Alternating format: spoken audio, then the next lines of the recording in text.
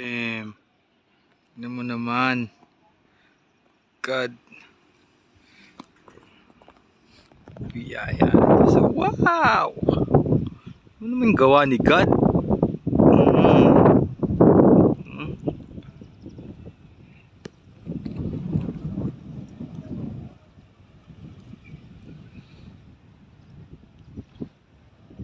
Nandito ako, makapag-isip ka ng matino eh. Dito maalala yung mga kagaguhan mo.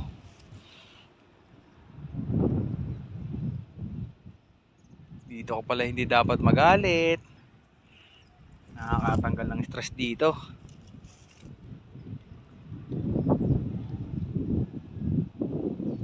Minsan goods din mag-isa eh, no? Para malaman mo din kung ano yung tama at mali sa sarili mo eh, no?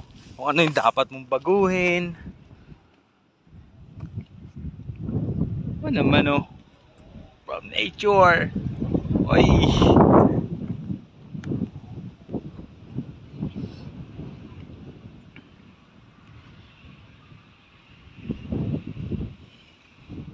Grabe.